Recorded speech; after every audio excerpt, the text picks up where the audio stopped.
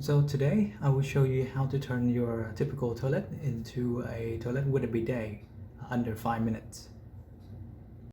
Before we start, here are some of the tools we're gonna need. And this is what probably gonna be in your package after you bought one of the bidet. We are going to put everything together one by one. Okay, first thing first. So the first step is to shut off the water supply to your toilet. As you can see, there's the line right there and it goes all the way here. Now, depending on the type of toilet you have, this may be a push and pull type, where for my case, I have a push and pull. Here I just pull it right here and it will shut off the water supply. And when I push it in, the water will go back. Now for some, you may have the one where you can twist clockwise or counterclockwise. So it really depends. So this is the first step, shut off the water supply. Now, second step, after you have already shut off the water supply, make sure you flush completely of all the water in the commode to make sure the nothing gonna leak out when we try to install. Okay.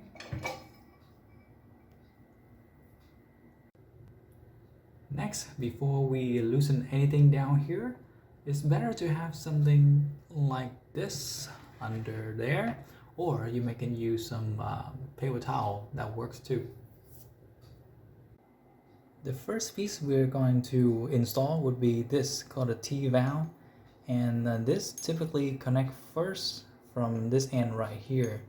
And as you can see, you have to check to see if they actually had the rubber gasket already in there, because if you don't, it might leak after you install it. So it's very important to check this first.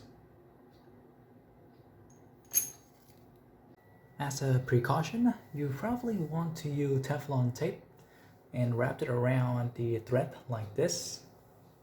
Okay, and also apply it to the T-valve also, just to prevent any leak, just in case. Now to decide which one to connect, you can see that there's a difference between the two ends. This one looks like it's made for using wrench to tighten things up, while this side you can basically just use your hand and tighten things up. And before you install, make sure you check to see if the rubber gasket is already in there. Okay, so now we're ready to install the first part. Okay, so we simply just have to untwist this. Typically it's easy enough to twist it out by hand, but if you need some help, then you're probably going to be using something like this.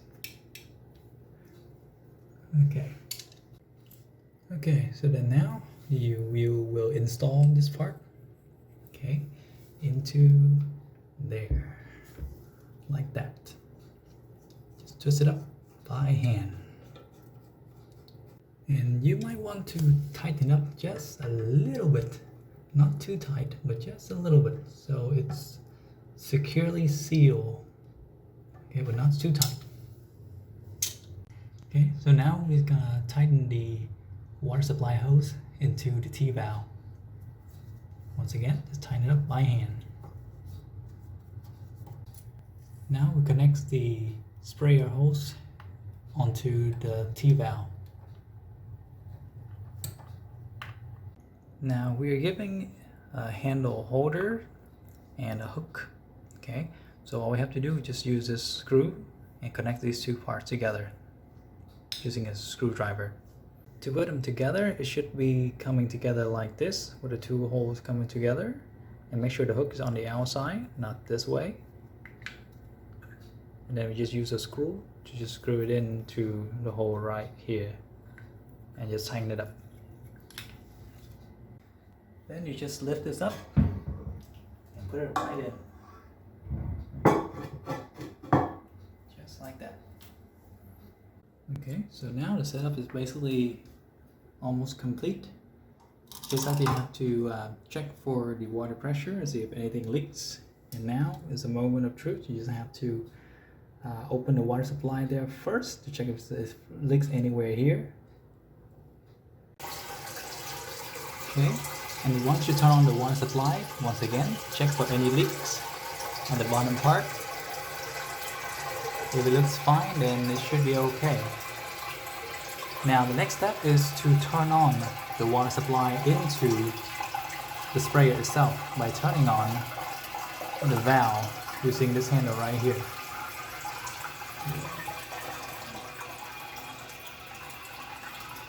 And once again, we check for any leaks directly under here. So far so good.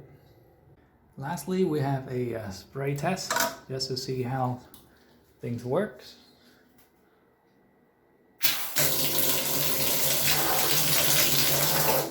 Pretty strong, huh? And there we have it. A bidet for a day without toilet paper. It depends on the setting of your bathroom. Sometimes you would like to purchase a longer bidet hose so that if you would like to sometime clean the bathtub, then it's give you more length for the purpose.